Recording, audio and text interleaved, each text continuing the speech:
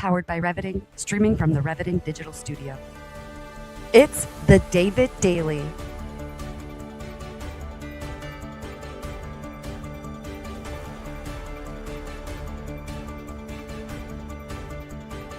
Exploring frontier technology, artificial intelligence, quantum innovation, and the intersection of faith, funding, and the future. Here's your host, David Goki. Welcome, everyone. It is another awesome episode of the David Daily Show, and I'm excited to be here in the middle of New York City, tuning in from Polly's Cafe. The benefit of going live is you can just find your cell phone camera and a nice little spot with a good mic, some good lighting, and go live.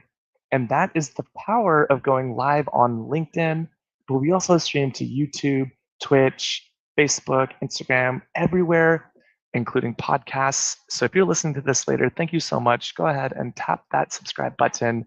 You're not going to want to miss this one specifically. And guess what? I met our special guest today on Funding, Faith, and Future, which is our special guest segment on LinkedIn. I was scrolling through and I saw another faith-inspired founder who also is an investor as well. And so without further ado, I would like to introduce Vince Vavrunek to the show today. Vince, great to be seeing you from Mississippi. How you doing today? David, it's great. It's a little humid today down here, but the sun's out and just blessed and grateful to be here. Thank you for the invite. Yeah, you're welcome. It's hot here too, actually. I am sitting in air conditioning. Thank the Lord for air conditioning, but New York is going to hit 94 degrees today in May. I don't know if that's a record, but it is hot outside. People are in their bathing suits ready to go to the beach. Yeah, it's beach time. Got the Memorial Day weekend coming up, so everybody's probably packing their bags right now as we speak. Yeah, exactly. Speaking of bags, we do have that anchor segment Beyond the Bag. So stick around to the end. Vince is going to share something special from his bag. But before we do that, Vince, why don't you just introduce yourself to the audience? Maybe some people know you or maybe they don't, but tell us all about you, Vince. Sure. I don't know if we've got enough time, but I'll give you like the Cliff Notes version, I call it, or the brief overview. Vince Vavrunek. I live in Brandon, Mississippi. I've been here since 2005, and my business experience kind of is over 3 chapters. The first chapter is furniture manufacturing and furniture manufacturing sales. So I sold to wherever you buy furniture at, wherever you live.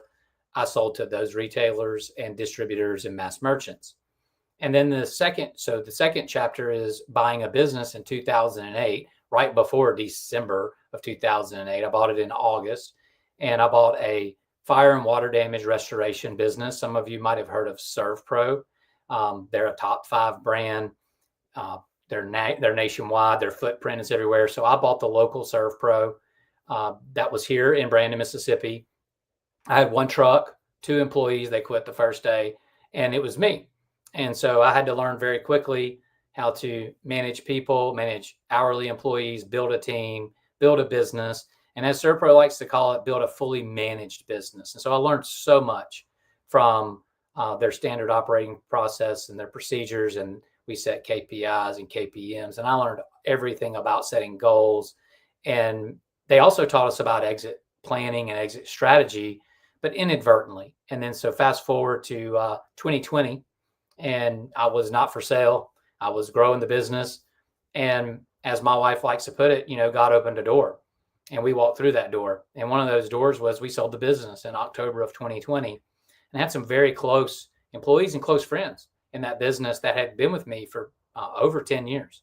And one of those was my general manager. And so I wanted to make sure that he was taken care of. And God put the right buyer in our shoe, like he basically coming to buy our business. The guy that bought our business had bought businesses before. He knew exactly how to take care of current employees. And the main thing I would say to everybody out there is I built a fully managed business that was able to make the transition. So your business might be really, really good, but it might be dependent upon you. And if you don't have a transition team, then that's going to be very difficult. So then 2021, I became a business broker and bought a business broker business here in Mississippi to help other business owners walk through those doors. And also founded a company called Inspire Group. And I think that's what we're really here to talk about today, is how to inspire others to think differently, act differently, and make a kingdom impact. Yeah, I absolutely love that. I like a lot of people are looking for doors out there, but you saw the door and you went straight through the door. So I really like that. Well, this show has three segments: funding, faith, and future. So we're going to get right to the funding segment right now. Time to talk about funding.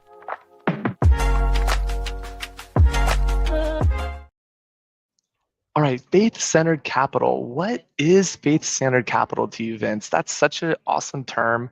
Not many people have maybe heard that before, but what does actually being faith-centered mean to you? So we'll start with faith-centered. What is the meaning of faith-centered is, well, where are your beliefs at? Number one, what do you believe in? And as for me, I believe in one God that sent his son here to die on a cross to forgive us for our sins and to create a new life. And for me, that was in 2001. So when I look for faith-centered capital, I look for kingdom-focused capital groups. I look for kingdom-focused businesses. I look for investors. And a lot of people don't know that those people are out there. And they are out there way more than people can imagine. I mean, there are alternative investment groups, there's capital groups, and there are also just kingdom-focused business owners that want to pour back into other businesses. And we can get into that, like as where they come from. And, there's a such thing called business as mission. BAM is another way you can look at. It's another website you can go to and look at. And they have a big ecosystem. There's faith-driven entrepreneur, faith-driven investor, solving the world's greatest problem. I mean, there's so many. Blue Trust, kingdom-focused financial planners, financial professionals that can point you in the right direction for faith-centered capital. And the main thing is, you hear the term, are you equally yoked? And so you want to make sure that you're equally yoked with your investor. Well, a faith-centered or a faith capital investor is going to be equally yoked with you if you're a believer and a believer in growth. That's right. Yeah, I love that idea of faith broker or faith capital. And if we get into just a little bit, by the way, I love that you're in Mississippi, Bible believing, love that.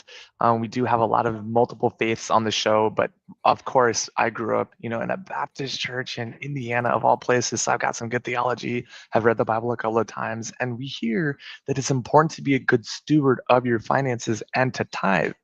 I'm curious, in the business world, what does that actually mean to be a good steward of your finances? That's a great question, David. Stewardship. This is how I define stewardship. Now, everybody's probably got a little bit of a different definition of what that means and what that looks like. But so stewardship, and I talked about this at lunch yesterday with a mentor of mine, and stewardship to me is that we have been given a gift. We have been given many gifts. We have also been given blessings. And stewardship is realizing, and I'm going to quote David Green, the founder of Hobby Lobby here, is that he owns it all. And we are just called to be good stewards of what we've been given. And the gifts, you have spiritual gifts. You also have financial gifts, and you've been blessed. If you're living in America, you're blessed. Okay, number one. And like my pastor likes to say, you're born on third base, according to the world. And everything in the world economics.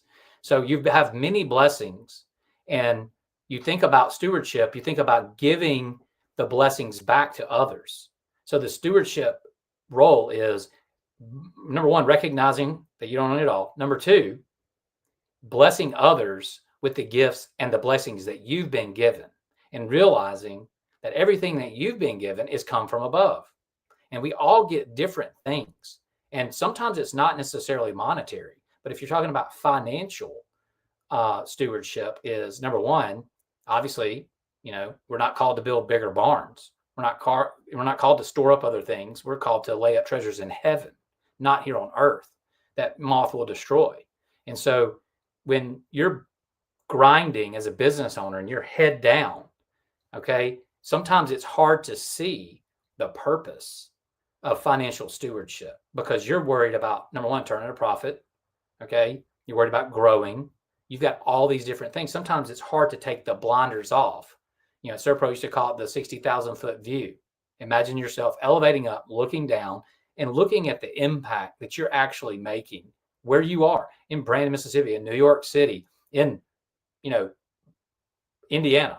All right. I mean, everybody's making an impact where they are. They might not realize it. John Gordon says it best, you get to, not I have to. Yeah, I love that. I love that. We get to be generous. It reminds me of one of my mentors, the Ostrom family, who were one of the most generous families and even started over 1,000 churches in the Philippines. And that requires a mindset of generosity for sure. But to stay focused on funding when you're looking at a business and you're starting to do the financial due diligence, right? Because we have a lot of investors that watch this show and early stage businesses as well as founders that maybe want to exit as well.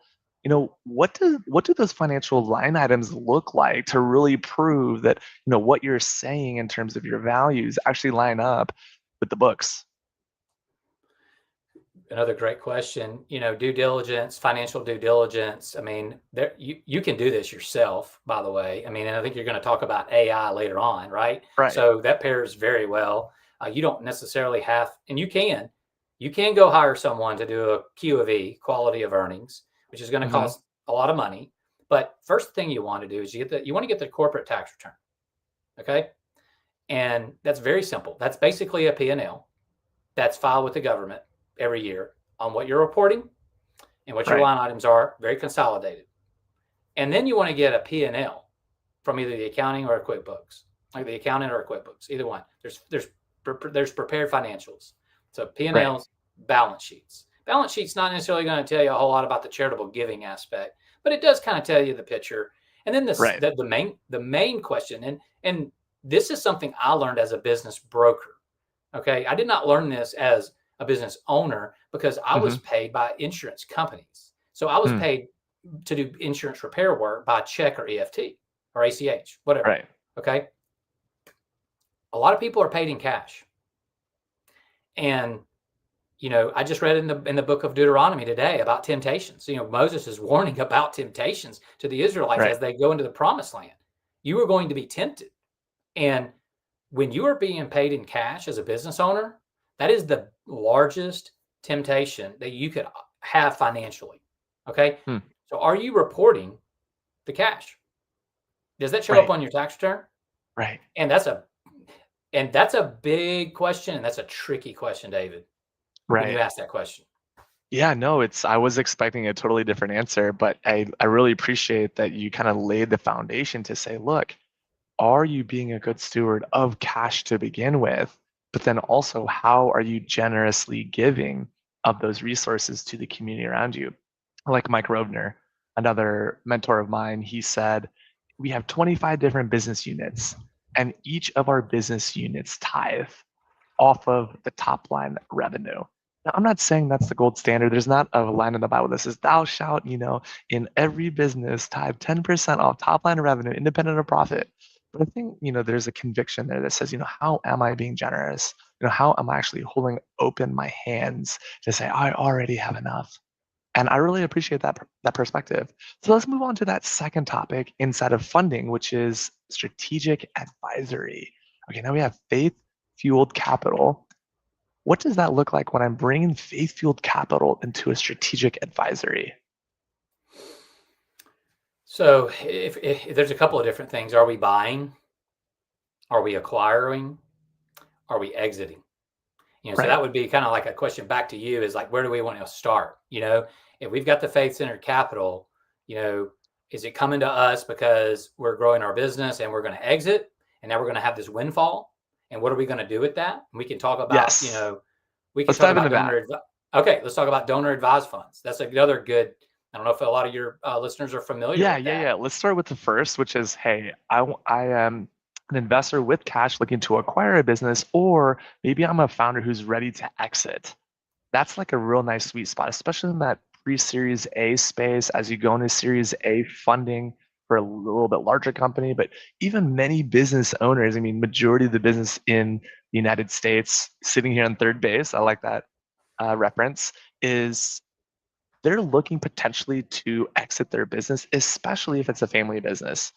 this is a family business right here. It's called Polly's Cafe. I walked to the back. They got a cool little garden back there. There's some construction work, like people are getting busy with their hands. I said, oh, what are you building here? Well, guess what? It was the owner's daughter. So we're going to see a massive transition of wealth, and many, call it your wise business owners are either going to want to sell their business or they're going to transition it to their family or their friends. Strategically, as an advisor, how would you lead people toward that? And then, of course, we can get into donor advised funds directly after that. Sure. So let's touch on that for just one quick second. The first thing that most buyers that are going to buy a business, and let's talk about a family business, okay? The first thing that the buyers want to do when I work with them is, let me see the financials. Give me the tax returns. Let me see the financials. And I'm like, hey, wait a minute. Let me find out a little bit more about you as an advisor. So I have what's called a buyer profile. Sometimes that offends buyers, especially sometimes people with a lot of capital are offended when I ask them what capital do they have, but yet they want to see somebody's tax returns that have social security numbers and EINs and they're peeling back the onion big time on the seller. So let's talk about you as the buyer. I want to know a little bit more about you. What's your motive? Where's your heart? Okay. What interests you in this business? Are you industry agnostic? You just like cash flow? Or do you specifically like Polly sandwiches? Have you been a customer for 30 years? Okay. And you know the culture. I've had a couple of clients recently that have sold to buyers that were customers. Okay. And so that's a huge advantage. But go back to that equally yoked piece. Isn't it? You don't necessarily have to believe every single thing that they believe, but you are buying a business to carry on a legacy, most likely going to keep the name. You're not going to change Polly sandwiches to, Jim's Deli, because then you're losing all the goodwill and the customer listing and all the things that they've built over, X amount of years. Right. And so the key here, and what I'm trying to get to is this. Why are you interested in this business? I want to know. Number one, I'm not really that concerned about your financial capabilities, because you're looking for businesses. You've obviously done a little bit of homework. We'll get into that, because I'm going to vet you anyway. And if you're not financially able, we're not going to move forward. But really what I want to know is, where's your heart? Why? What's your why? Are you jumping off a cliff? Are you a corporate refugee? Were you laid off? Are you, we saw a lot of that during COVID, where people are like, oh no, I got to drive 30, 45 minutes to work again. I don't like that. I've been working from home. I've been picking my kids up at 3. So what is your why? Why are you wanting to do this? What's your purpose for doing this? The other part about that, David, is I want them to build a rapport with the seller. I cannot stress that enough. If you are a legitimate buyer and you are really genuinely interested in that business, building rapport with that seller is the most important thing. Finding out about that garden being built in the back, why it's being built. All of those things are huge. But I would say, first, what's your why? Second, let's build a rapport with the seller. Let's get a relationship. Yeah, I like that a lot, especially when you have the value misalignment, okay? And getting to know someone or a business operation, because it's not just a someone, it's a team, right? It's an organization usually. And understanding that does require time. Now, you hit on something I thought was really important, Vince, or as you said, pre-show, Vinny V, which I kind of like. You really need to understand not only the financials, but the values. If someone comes to me and says, hey, I want to see your tax returns, and they're wanting to buy a business, well, a seller might say, let me see your proof of funds. Like, do you actually have the capital to invest in this business? But it does focus on values. And our third kind of subtopic here is founder value growth. So how do values actually help grow the business in your mind? I go back to the kingdom focus. And one of the things I talk about a lot when I'm dealing with clients or prospective clients, or even people that are looking to, they're looking to import into their company or change their culture, of what I call a kingdom filter or a kingdom first mindset. And so that's, one of the things that I think is very important to a business owner and a seller and a buyer is, how are you going to impact the kingdom? Okay. Where are you? We talked about stewardship. We've talked about faith-driven capital. We've talked about all these things, but at the end of the day, the blessing and being a good steward, you have to be a good steward of the business. You have to be a good steward of your finances. A lot of times and I don't know if you've heard the story of the Barnhart Crane, the Green family, they want to grow to give. And Dwayne Donner with Impact CEO and Abide and Lead Ministry, he says it best. He says, I've been blessed beyond measure. And why would he not want to bless me more if I'm abiding and leading in him? So that's good. where it starts. That's right. I really like that perspective too, and saying it's not just being a steward of your resources, your finances, but it's a real stewardship of your talents, right? And your time. I'm thinking of Romans 12:1-2, and it's a good segue. We're going to get into that here in a second here as we switch over to our second topic, which is the faith focus. But yeah, being a good steward of the business, being a good steward of the people, being a good steward of the assets, the building, the land, the tangibles, but also being a good steward of those relationships. I really like that. So we're going to get into our second topic here on faith. Focusing on faith for a moment.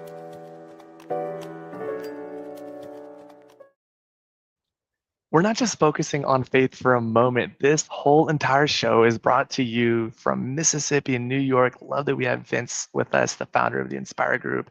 And today we're talking about kingdom focus and how to integrate AI and also purpose-driven investing. So let's just talk about the kingdom. It wasn't that long ago. I've been a Christian for a long time, Vince, but it wasn't about until 7 years ago where I really understood what the kingdom of God was. So in your mindset, how would you help maybe the new believer or someone who's exploring their faith to think about kingdom mindset? Kingdom mindset is, you're going to have to defragment your mind. Okay, first of all, a kingdom mindset is totally different than what the world's taught you.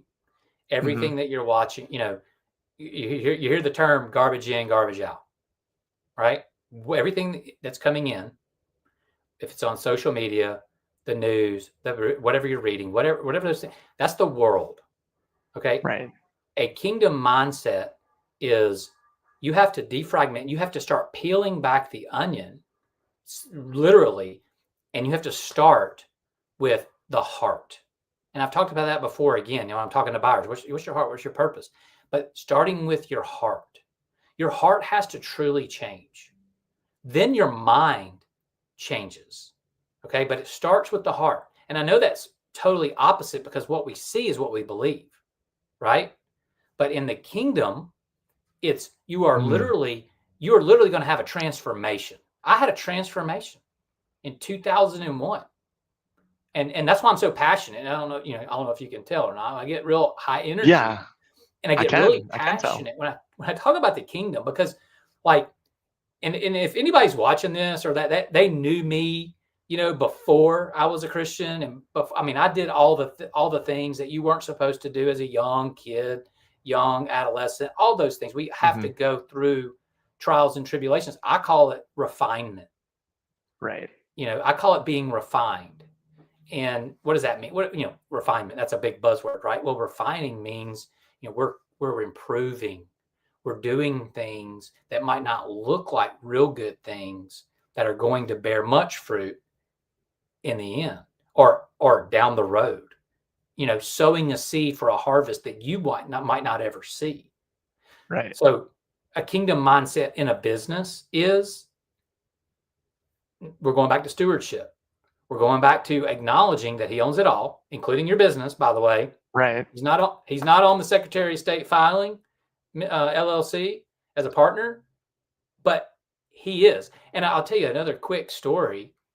There's another podcast by a guy named Heath Hill, who's on Impact CEO, Lime Media in Dallas, Texas. And he says it.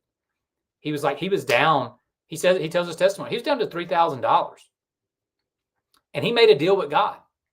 And he said, now their business has flourished, and it's beyond measure. But he says, when I hear God whisper to me, I go. I don't think twice. And there's a running joke around the building that says, oh, there goes Heath and his partner. There goes Heath and God making a new deal. And so I tell you these stories because these are real life applications. But a kingdom first mindset is deprogramming, defragmenting everything you've learned, everything you're watching. Start listening to Christian music, start reading the Bible. Number one, it starts with the heart. And then you have to impart order into your life. And a lot of people are like, what does that mean? What is order? Well, order means, the verse that the Lord gave me is Matthew 6:33. Seek first his kingdom and his righteousness, and all these things will be given to you. Wow, that's simple, guy. That's simple for your listeners right now. Yeah. That is the instruction, David. Yeah. Wow, that is incredible. I love that. There's so many ways we can go with this, but I want to hone in on that Matthew 6 chapter because just this week, my best friend from West Seattle, Lennox, and we went up to Queens, and there's a new church there called Soul Church. And he opens up the Bible and he goes straight to Matthew 6, but not Matthew 6:33. He goes to Matthew 6:25. Well, what was the context of that passage? Luke actually is writing about the Apostle Paul, who found Malta, which is an island just close to Italy. It's a country. And so he's in Malta and he gets off the ship and he immediately gets bit by a snake. The snake is like literally dangling from his hand. And the people of Malta were like, oh, he must be a murderer. He must be a sinner. He has this serpent there. Well, guess what? He shook it off in the fire. He brought the fire, built a big fire, and then he shook it off. Well, guess what? That hand represents work in the Greek. And so literally the evil was attacking his work. Well, after he shook it off, guess what? He then laid hands on the sick, and everyone in Malta was healed.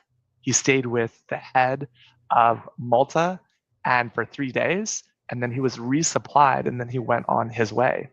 And it's such a good reminder that he said, now I'm actually seeking the kingdom of God. And he's coming off of this, he got bit by a snake, he didn't die.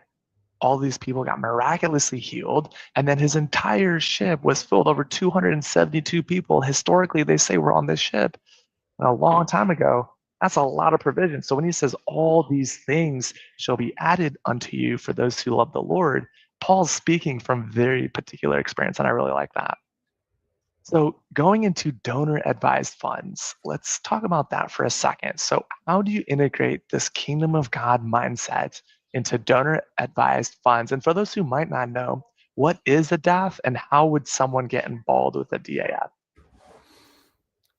The best way I can explain it, and of course, I'm not disclaimer, I'm not a financial professional, I'm not a CPA, I'm a business advisor, but I'm familiar with donor advised funds. So I would like to start with complex gifts. Complex gifts are going to be mostly, real estate or partnerships of, not cash is a better way of saying it. So, real estate, investment property, vacation homes, businesses.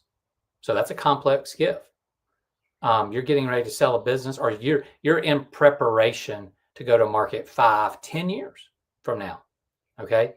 And a donor advised fund is you're going to allocate a percentage of ownership of that real estate or that business to a donor advised fund.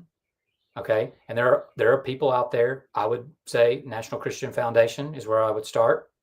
And they're kind of like I don't know, they didn't invent it, but they did invent the Kingdom Donor Advised Fund. And so if we're talking about the kingdom, we're talking about kingdom focused, well, then you want to look at donor advised funds that are kingdom focused. Again, we're equally yoked. Okay. And so when you allocate a percentage of that, when you finally have the event and the exit, then the gain, if it's done correctly, and I know there's calculations of all this other stuff to do, and that's a financial professional's gain. If it's done correctly, then when the event does happen, now you're going to get a double. You're going to get a charitable contribution when you do the gift. Okay. Even though you haven't sold. So there'll be an appraisal, there'll be an evaluation done. And then if you give 20% of that asset, that complex gift to the donor advised fund, then that's a charitable contribution that year. And when you have the exit event of selling, then the proceeds are going to flow to you and the donor advised fund. Okay, so there's two. Just like if I own the company and you own the company and we sold it, I'm going to get a check and you're going to get a check based on our ownership shares. Does that make sense? Yeah, that's great. I really appreciate that you explain complex gifts because people come to me all the time and they say, David, what should I do with this and that? And, most of the time, and I appreciate the disclaimer as well, I'm not a lawyer and I'm also not a financial professional. Those are the two people early in school, business school, they say, get yourself a good accountant and get yourself a good attorney. But yeah, you can be generous with resources, with assets, with property, with complex items that are not cash, and that can actually benefit you. I think about this concept of while you're getting the harvest, you're also planting the seed, and that's what drives acceleration. So I'm curious to say, kind of closing out this faith category of topic, and we're going to continue to talk about faith, but I would like to talk a little bit about the future. But before that, what does purpose-driven investing, like very specifically investing for the sake of a return, how do you integrate your purpose? What is your purpose, or what are some of those values that you're looking for when you're evaluating a pitch deck or a deal, or you're looking at a business that's getting ready to sell or merge? What are some of those purpose-driven investing principles, Vince, that you would say, you know what, if I'm going to do business with someone, these are really my non-negotiables? Great question. I'm going to start with two basic things, and it's integrity and it's honesty for me. It's really not about going through a pitch deck. I mean, obviously the pitch deck's going to show me all the good stuff, right? Not going to show me any bad stuff. So I want to start finding out a little bit more. I want to do a little bit of a deeper dive, and I want to know about integrity, and I want to know about honesty. Now, if it's something that I actually can't talk to the founder, or I'm just investing in a fund, then I need to know who's managing that fund. I need to know, are we equally yoked? I need to know, hey, is this a faith-driven investment for me, but also is the steward, of the investment, are we aligned? And so I'm going to look at integrity, and I'm going to talk to somebody. If I'm going to invest money, I'm going to talk to somebody. So number one, I got to make sure that we can relate, and I got to make sure that they know that the two things I have are integrity and honesty. It's like a country song, because we're in Mississippi, a man's good word and a handshake's all you need. Well, there's still deals done by handshake down here, believe it or not, in the world of legal and contracts. And those are some of the scariest deals. I've been through one of them myself as a deal maker. And, but also there's a trust. There's a huge trust factor there. And at some point in time, it's just like what I told you earlier, when that door opens, sometimes you just have to walk through it. You have to get out of the boat. You have to put your feet in the water, right? That's right. Take the first step, just like Peter did, even if you sink.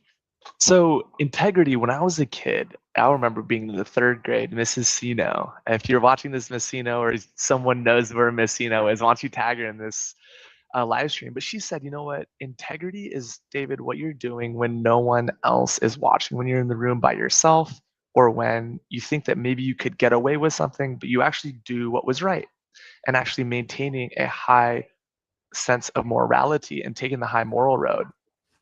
Now, in contrast, you also see lots of disingenuous or, dishonest people in the marketplace, and especially even in the church. I mean, we're all human, and we've seen those people fall. So I have an interesting conversation with one of my mentors, and what he was saying, look, David, I had a deal go wrong. And in fact, it was with a guy in my Bible study after even 10 years of praying together. So when you hear something like that, Vince, and you hear some other people say, I don't know about those Christians. I don't know if I'm going to trust them. What are some signs to build trust and integrity, really evaluate that? And was there ever a time where maybe you thought you trusted or you had someone who was of an integrity, but they didn't actually come through? I'd love to hear maybe about a time where something went wrong, where there was distrust, and why integrity and honesty are your top two values. Man, yeah, this is awesome. Let's start with, I guess, where I'll tell you a personal story. When you're running a business, like I was running a 24-hour emergency service business, we have nationwide exposure. Well, then when there's an event somewhere else, you're called in if you want to go. They called it Storm Team back then. Well, you're working really under the local franchise, and then you're also working under a Storm Team that's a bigger franchise, kind of managing. And all these Storm Teams are kind of vying for your loyalty. Are you going to work for me? Or are you going to, in the beginning, it was like, you're going to work for us.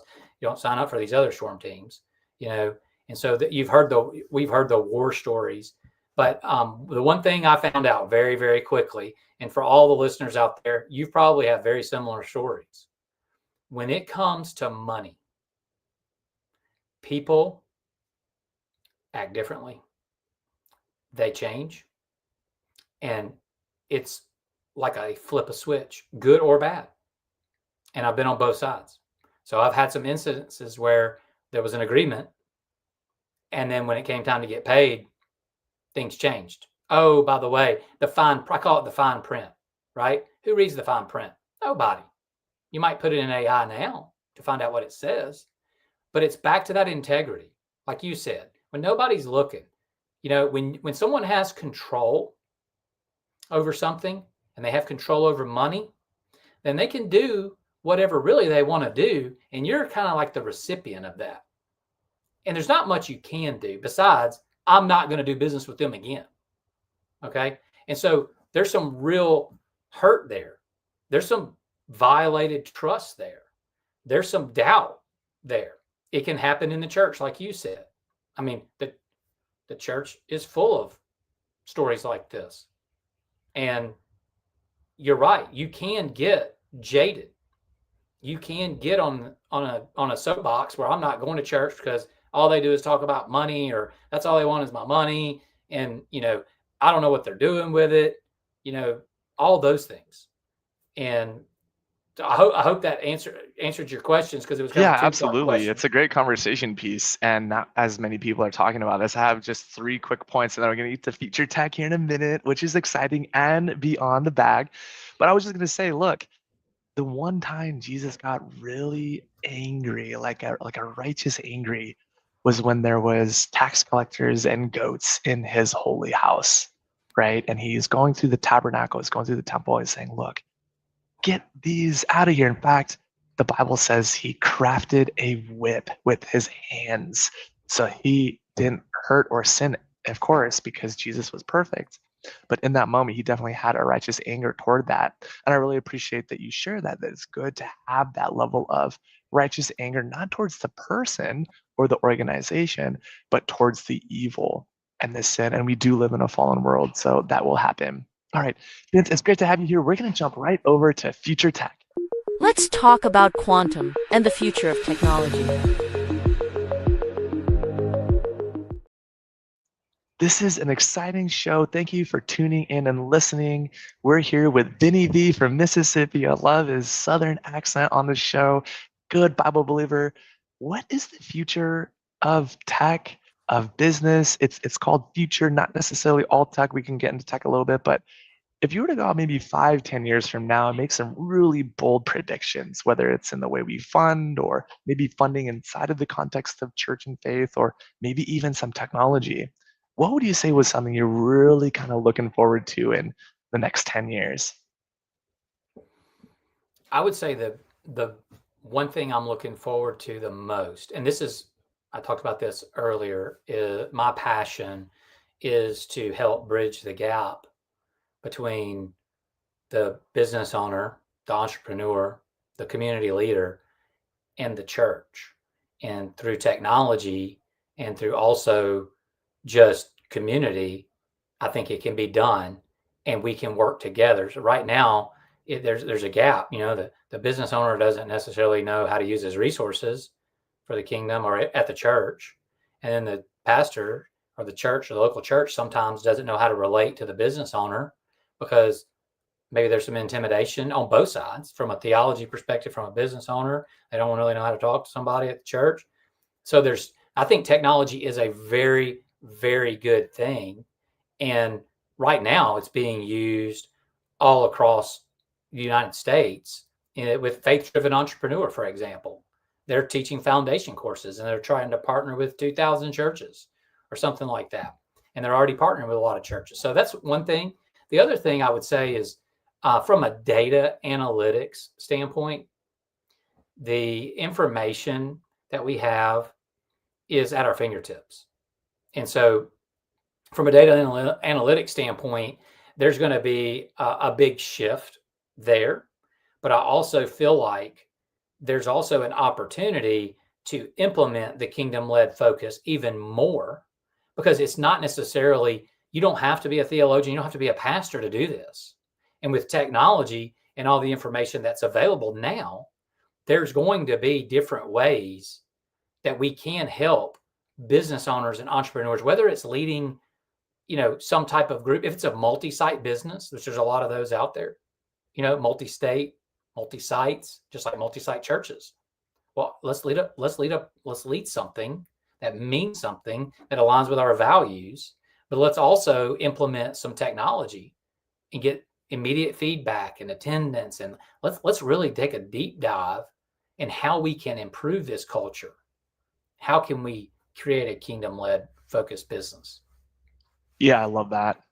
A kingdom-led focused business, for those who are faith-led, have a community of people who have similar values coming together and they can enjoy their faith together.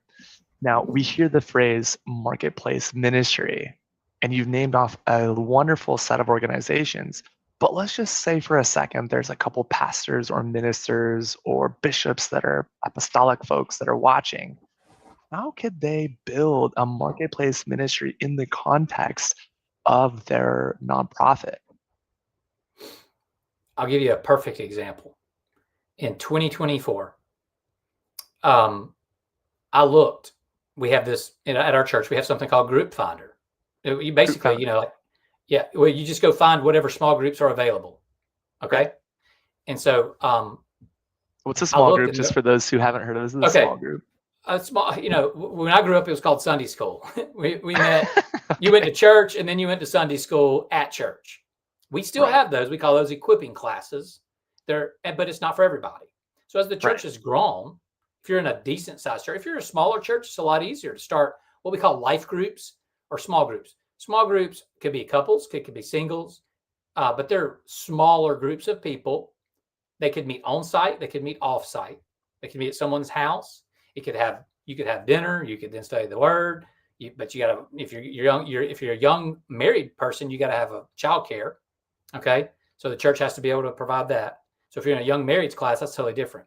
In 2024, I heard the Lord saying, after I went to Group Finder, and I did not find a business owner group. Right. There was no entrepreneur group. There was no business owner group. Now there was singles groups. There were young moms groups. There were all kinds of groups. But you saw an opportunity. There was a hole in the market. There was some white space there. There was some white space, but not only that, it wasn't necessarily, it was, man, I wish I had this. I would have had a group. So what we did, what the Lord did is he helped me in the church create a group focused. Now we don't have a women's business owner group. We need one, but we need a woman to lead it. So exactly. He was speaking to me, you need to help lead with your church. I go to Pine Lake in Brandon, Mississippi. We got 5 campuses all across the state of Mississippi. Great church. And basically, I've been there since 2005 when we were one church. So I'm very integrated into that church and know how we work and know how we work and what it takes to make something work, which is huge.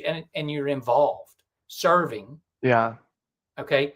But in that group, I wanted not I, but thy, not me, but thee. The Lord said, we need a men's business owner group. Men need to share and build trust and integrity, and they need to be able to become transparent with other men that are rowing in the same direction. No offense to someone that isn't a business owner and they're a man. Well, guess what? There's going to be more of those groups. We're helping do those. No offense to someone that might cut grass on the weekends and they're a first responder during the week. Well, guess what? Faith-driven entrepreneur group coming in August is for that person. But for someone that's operating a business full of employees, vendors, clients, all those things. So I would say first, take a census, just like in the Bible. Take a census. Who's in my church? And I guarantee you, if you have a healthy group of men that are business leaders in your church, you're going to have a healthy church, because they're going to be spiritual leaders giving back and all these things we talked about. But that's where I would start, right there. Yeah, that's so good. There's a couple of things there. Thank you, by the way, for explaining the concept of small group. It was so funny. Like, back in my day, we called this Sunday school in Mississippi. That's definitely a good soundbite. And I wanted to highlight faith-driven entrepreneurs because, well, you're going to be meeting with them this week, and it's a really great way for entrepreneurs to get plugged in to a small group near you. They're all over the United States, growing very rapidly. Tell us a little bit more why you like faith-driven entrepreneur, Vince. So if you take a deep dive on their site, and some people might know who the Barna Group is. The Barna Group, the research firm. They're a research firm. And so faith-driven entrepreneur, Justin Foreman and Henry Kestner, I think is how you say his name. I might get that wrong. Sorry about that. But they got the Barna Group to do a study. Right. And what they found is in that study that business owners and leaders in the community are trusted more than anyone else, including pastors.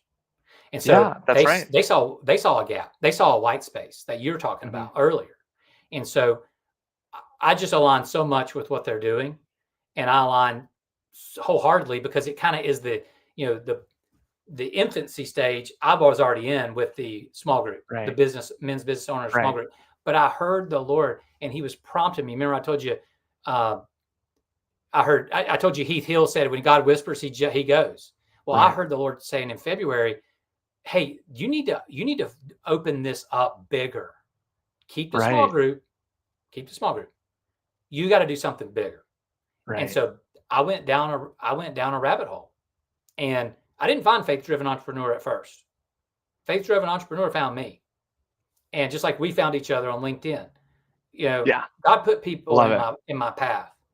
So faith-driven entrepreneur, I could go on and on and on, and they're not the only one, of course, but they are a good place to start. Yeah, I love that. That's so good. I really like that theme of find the small church feel inside the big church. The average church, there's over 250,000 churches in the United States, places of worship, and majority of them are only about 67, 68 people. But if you're going to a mega church like in Brandon, Mississippi, if you're going to a large church, why don't you just lean in just a little bit, find a group of like-minded people. And if you don't see a small group or a Sunday school for you, why not start something, find one or two other people, you come together, create a little gathering, and then you can build something. In 2019, we started something called Business Believers Breakfast. So on Tuesdays, we would meet for breakfast at the club down the street. And inside that gym breakfast location at the Bellevue Club, we started to form and build those relationships over food. And that is a really great way to bring people together. Now, not every meeting needs to have food, but I'm half Korean. We grew up eating bulgogi and rice and kimchi in church every Sunday. And that just brings a cultural aspect to your faith, which is so important. Well, we're running out of time. We're going to get right over to Beyond the Bag. Beyond the Bag, Beyond the Bag, Beyond the Bag. All right, Beyond the Bag is a special segment, Vince. Vinny B, I'm excited to see what is going to actually be in your bag. So tell the audience what's in your bag and why that's something that you carry with you frequently.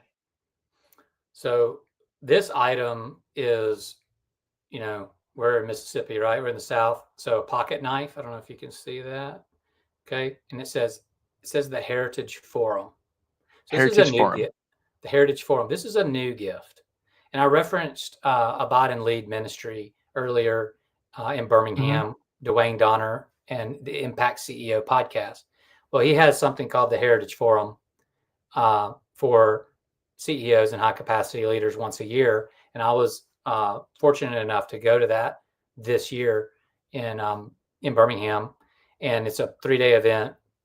And when I checked into my room, I had a little gift bag, like welcome, a nice letter from Dwayne, about how we have been specifically prayed for to be there. And a lot of what we talked about today is what we talked about while we were there. But even more interesting is on this knife, they engraved my Oh, name. so cool. But on the back, they engraved this. Wow. Proverbs 27:17. What does that verse say? So I'm not a biblical scholar, but this basically means that iron sharpens iron. Okay. That's right. And so that's the verse that when I got this knife and I checked in, it was like, I was in such a hurry to get there and get settled in. And I was like, wow, this was so intentional. And my message to your listeners is be intentional. Be intentional with everything you do. We talked about kingdom filter, but be intentional about every conversation and be intentional about everybody that comes into your path, because you never know what kind of impact you're going to make. Wow, that is so good. All right, so I'm going to share mine real quick. I do also, because I was originally born in California, but raised in Indiana. So, those formidable early stage years, I was a boy from Indiana, go fishing, hunting all the time. So I do have a small little pocket knife that I also carry for utility. It's always so good. But my Beyond the Bag thing today is a sustainable shopping bag. This is a very lightweight bag, but you never know when you need a small little bag to be able to carry your groceries. And actually, it's come in handy because I only have 15 liters on me. This is my 15-liter bag I travel with everywhere. And so when you can double your capacity, there's so much more that you can do and serve. Okay, Vince, what is the best way for people to stay with you? I feel like we could talk for a long time, but what's the best way for people to get connected with you and the Inspire group? I would say, if you're on LinkedIn, I'm probably going to connect with you at some point in time over her lifetime. Yeah. So LinkedIn is, there I am right there, faith-centered advisor. And, that's my identity. That's where I'm at. That's where I don't live on LinkedIn, but I'm on other social channels. But that's how we connected, David. And I've connected with so many others. So I would just say that's probably just shoot me a message on LinkedIn. Hey, and I'm one of these people, I respond to everything myself. Okay. That's right, you do. Number two, if you send me an email, your email address or your phone number, I will email or call you. I love phone calls, by the way. That's great. Well, I really appreciate that. And we have a pretty unique story. In fact, last week I was looking on LinkedIn and we got connected. And I said, Vince, I'm dying to have you on my show. I just know it's going to be one of our best episodes. So I really genuinely mean that. You don't meet too many people who have bought and sold a business from Brandon, Mississippi, loves faith-driven entrepreneur, and is really a man who you have a tiny house. We didn't talk about that today, which is your office. I'm an explorer and adventurer, been to 50 states, traveled 30 countries. So I love everything you got going on. And I'm excited for what's going to be next for you. So what is going to be next for you? What are you really focused on this summer? Well, personally, this summer we're going in June, we're going to Wisconsin. That's where the Vavruneks migrated from Czechoslovakia in the early 1900s. So we're going up to Door County, Wisconsin, which is at the top right. And it's no humidity, beautiful. And we're taking our RV up there. So I have 3 daughters. My oldest is a freshman in college, and my middle one's going to be a senior in high school. And then I have a 13-year-old. So we all go, including my 100-pound golden retriever bear. He goes with us. So the first next. And the next is the Faith Driven Entrepreneur class is going to be at Pine Lake. a foundations course, 8-week course at the Reservoir campus in August. I'm extremely excited about just getting plugged in with them. And then that's where I'm at as far as being obedient. Obviously I do a lot of seller representation for people that are looking to exit, whether that's strategic planning or getting them to an exit place, and then also taking them across the finish line to a successful transaction. And so those are always things that I've got going on as well. Yeah, that's wonderful. I love hearing that. Thank you so much for sharing that. Well, Vince, it's been a pleasure having you here on the show. And I was just going to say, if you're thinking about going live, I would encourage you to check out Reviting. Live stream on LinkedIn and YouTube, Facebook, Instagram, Twitter. You could say Kick and Twitch and all the things is a beautiful way to share your voice as a thought leader, but also to be able to meet other people and really create a personal brand that will live forever. This conversation, I'll be able to look back in 10 years from now and say, you know what, Vince, it was because of us, because of you, that I had a newfound perspective on life and a new friend in you. So if you're thinking about that, you can check it out on the website. I would encourage you to do that. I would also say going live on LinkedIn is so easy. All you need is a camera and a microphone to be able to share your thought leadership. The David Daily goes live every week. Thank you so much for watching. We'll see you on all the platforms. We'll catch you next week.